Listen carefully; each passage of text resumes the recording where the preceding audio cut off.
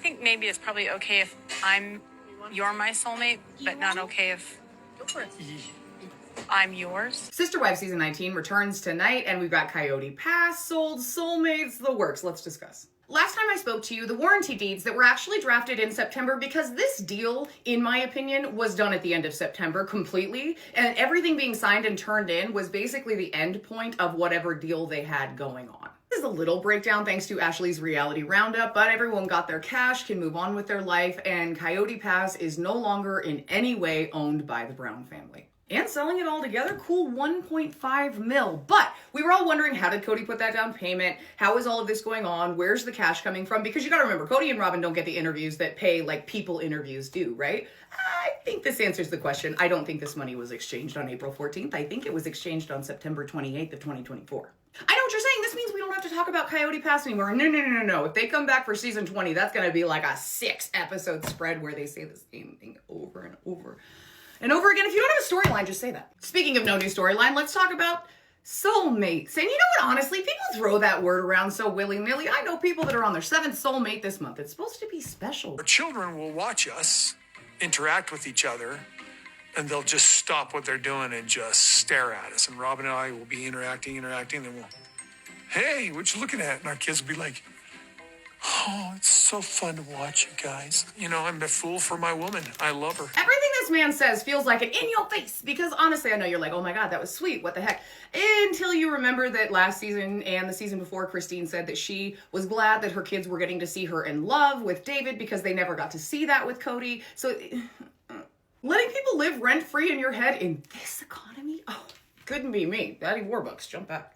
Really honest with you, I didn't know the mom was my soulmate when I married her. I knew I was... I mean, did I know? Do you remember me saying that word to Shouldn't you know that? I didn't use the word, did I? You mocked the word. Oh, I did? You're I'm like, sorry. I hope I didn't insult not you. at all. It made complete sense. That word Really? didn't belong in our world. That word doesn't belong in our world, which actually, no, it doesn't. Technically. However, it's very, very common if you're new here and you don't know this. I actually work with these groups outside of what I do here on TikTok, like the AUB and, groups like that, right? There is almost always a favorite wife, almost always. And if I saw one where there wasn't, maybe they hit it better than others, but that wife is in charge of almost everything, full access to money, stuff like that. So there is a very large place where that word is used in this community. They just kind of pretend they're not. What you need to remember when you're watching Sister Wives, no matter how much they try to sugarcoat it, or you're watching Big Love or anything, these stories are not unique. They are very much based in this culture.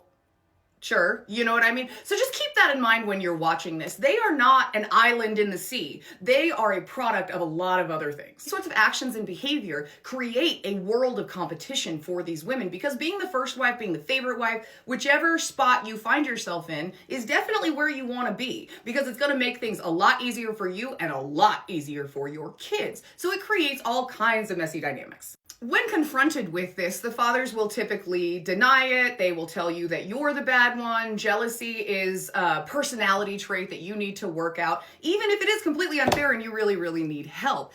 And on another side note, I feel like they highly enjoy it. And when it's just the men alone, they're like, yeah, wives are fighting again. But for the majority of those guys, they're not being filmed the entire time, which TLC actually did a flashback call-out clip, which I was like, uh-oh. You said it once to me, and I thought said it was it awesome. once, and then I realized how wrong it was. Really? Cody's my soulmate. I love him.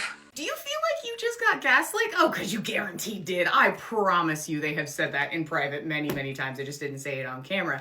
But Cody's reaction, get ready, limber up. You're probably going to get gaslit a little bit. There's backlash for that in so many ways. And that comment she made has flattered me from that day till now. Backlash. Oh my gosh, I'm so sorry that you were married to a bunch of other people for 20 plus years and then almost immediately just kind of abandoned them along with the kids that they had and went with this much younger woman who said, I should have been there from the beginning, but she was like 10 in the beginning, so there's that. It's whatever. Backlash, how rude. So I think maybe it's probably okay if you're my soulmate, but not okay if I'm yours. Yeah. In our world, because of, other I get it. other people in your life. Yeah. I just want to clarify what soulmate means. So if you're calling someone your soulmate, that means that your soul, in some places you're coming, was actually taken apart in two pieces, and then when you found each other, the soul came back together. So you can't just be their soulmate. Soulmate implies involvement from the other soul. The mental gymnastics, I told you to limber up, dude. That basically gets us caught up. I did a sneak peek day before yesterday. If you want to go ahead and look at that, the new episode is on tonight. Mrs. Kickstand is doing a live event. I usually don't. And I will see you during this week for recaps, as well as us needing to finish the Kidfluencer documentary as well. But I had a little bit of a situation when I was on vacation, and I'm not really up to talking about that right now. So I hope you guys have a good day and everything is great, and I will see you tomorrow.